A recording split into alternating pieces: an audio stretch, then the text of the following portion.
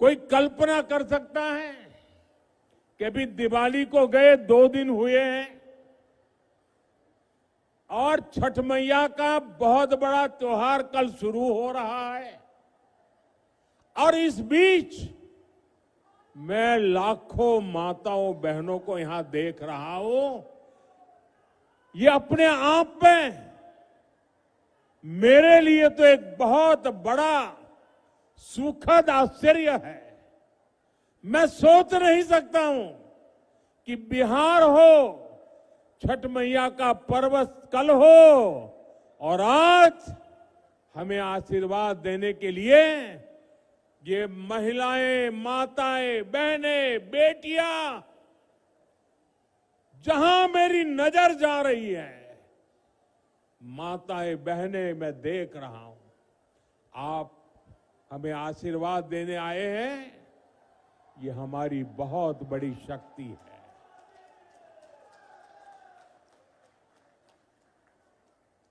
बिहार के मेरे भाइयों बहनों,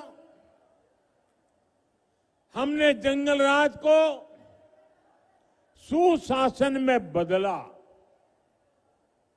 अब सुशासन को समृद्धि में बदलने का समय है। मैं बिहार की समृद्धि के लिए आप सभी का आशीर्वाद लेने आया हूं। मैं बिहार के नौजवानों से विशेष आग्रह करने आया हूं। वो 2005 का अक्टूबर महीना ही था जब आपके माता पिता ने बिहार को जंगल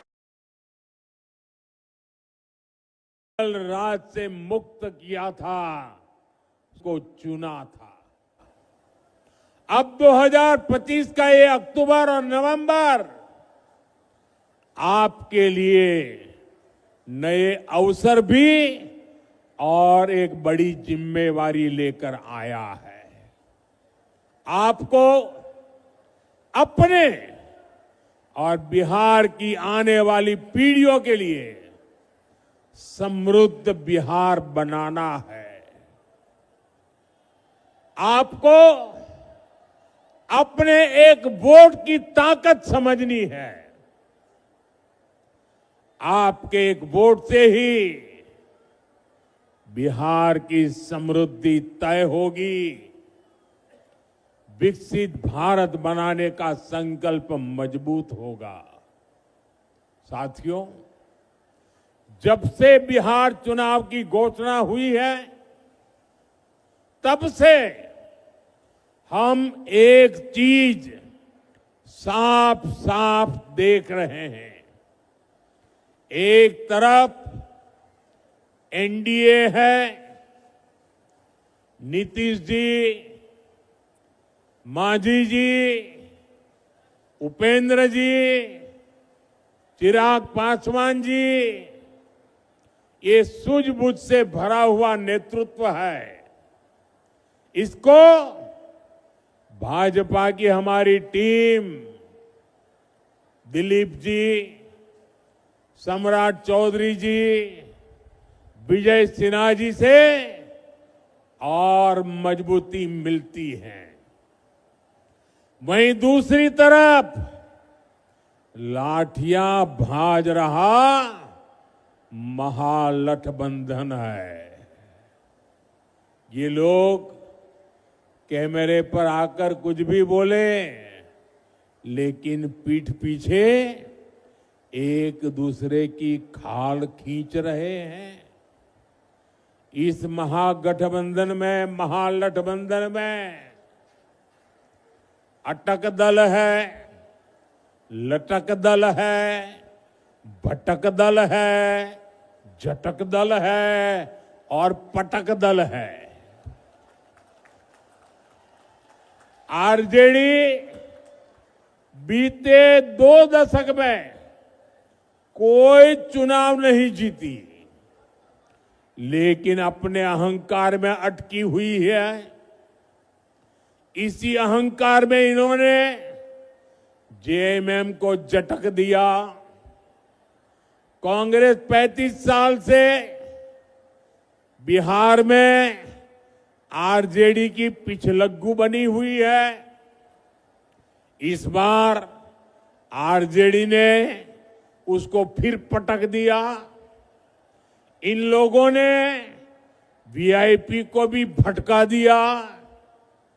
जो लेफ्ट के दल है उनको लटका दिया। साथियों, जब स्वार्थ हावी होता है, लूट खसूट ही लक्ष्य होता है, तो वही होता है जो आरजेडी कांग्रेस वाले कर रहे हैं। ये लोग पहले टिकट बेचते हैं, फिर घोटाले करते हैं। आप देखिए तो सही, एक आरजेडी का परिवार है जो बिहार का सबसे भ्रष्ट परिवार है, और ज्यादातर लोग अदालत से जमानत पर निकल करके बाहर खड़े हैं। जमानत पर जीने के लिए मजबूर है। दूसरी तरफ कांग्रेस का एक परिवार है जो देश का सबसे भ्रष्ट परिवार है। इस परिवार के भी ज्यादातर लोग जमानत पर बाहर है। साथियों, बिहार ऐसे लोगों पर भरोसा नहीं करता,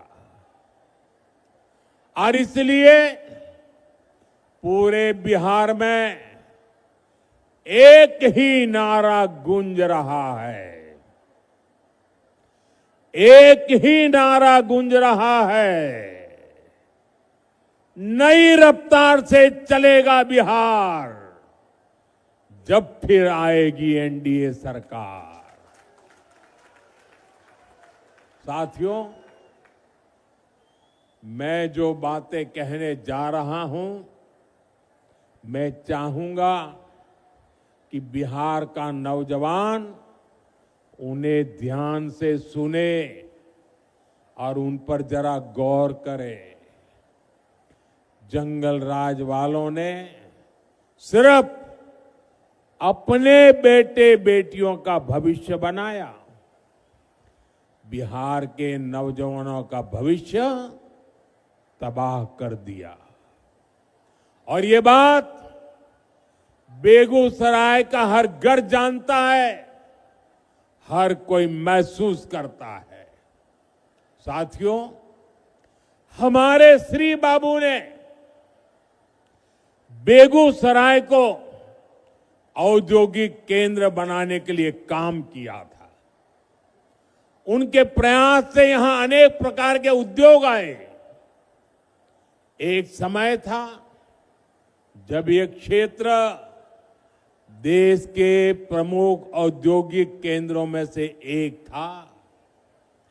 बरौनी में सायरन बजता था तो पूरा बिहार गर्व से भर जाता था। 60 के दशक में यहां रिफाइनरी लगी, फर्टिलाइजर फैक्ट्री बनी, बिजली का कारखाना लगा, यहां नौकरियां बनी, उम्मीदें जगी, चहल पहल होने लगी। लेकिन फिर क्या हुआ? फिर जंगल राज आ गया।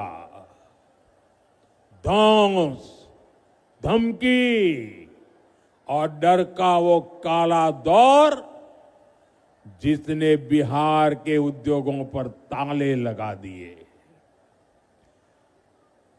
फैक्ट्रियों को बंद कर दिया, निवेशक भाग गए।